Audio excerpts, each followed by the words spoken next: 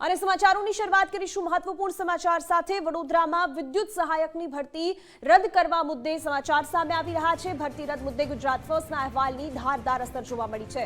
વિદ્યાર્થીઓને ન્યાય અપાવવા મળી સફળતા। તમામ વિદ્યાર્થીઓને પોલ ટેસ્ટ આપવો પડશે, માત્ર પોલ ટેસ્ટ આપવો પડશે। ઉમેદવારોએ ફરી લેખિત પરીક્ષા નહીં આપવી પડે। ઉમેદવારોએ ગુજરાત ફર્સ્ટ ન્યૂઝ ચેનલનો આભાર પણ માન્યો છે।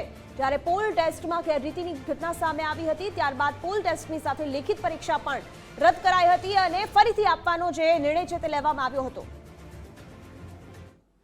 વિદ્યુત સહાયકની ભરતી રદ થતાં ફરીથી તારીખ જાહેરાત કરી હતી, ત્યારે વિદ્યાર્થી ઉમેદવાર સાથે ઊભા રહી અને ગુજરાત ફર્સ્ટ ન્યૂઝ ચેનલ વિદ્યાર્થી ઉમેદવારોને ન્યાય અપાવવા સતત સાથે રહ્યું અને આજે આખરે વિદ્યાર્થીઓને ન્યાય મળી ગયું છે।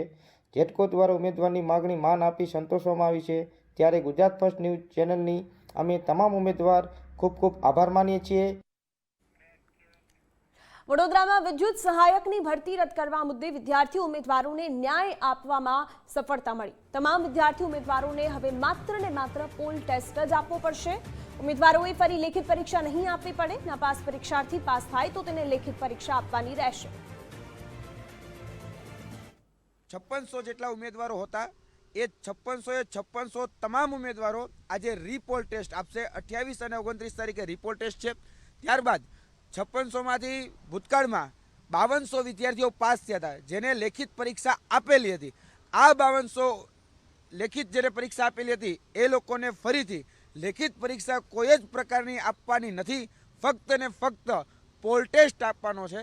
અને જે બાકીના જે 400 વિદ્યાર્થીઓ છે, જે માની લ્યો કે આ પરીક્ષામાં પાસ થાય છે કે રીપોલ ટેસ્ટમાં પાસ થાય છે, એ જ લોકોની લેખિત પરીક્ષા 8 કે 9 તારીખે લેવામાં આવનાર છે। એ જાહેરાત આજે જેટકો દ્વારા કરવામાં આવી છે।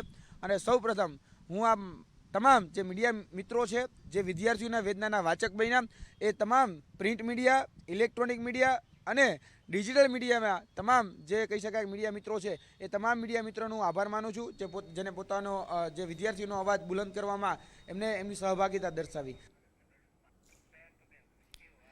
સરકારના પ્રવક્તા મંત્રી ઋષિકેશ પટેલે નિવેદન આપ્યું છે। જેટકોની ભરતી પરીક્ષા અંગે નિવેદન આપ્યું છે અને કહ્યું છે કે જેટકોએ મહત્વનો નિર્ણય લીધો છે। પરીક્ષા મુદ્દે 6 અધિકારીઓને સસ્પેન્ડ પણ કરવામાં આવ્યા છે। જેટકોએ એક મહત્વનો નિર્ણય લીધો છે।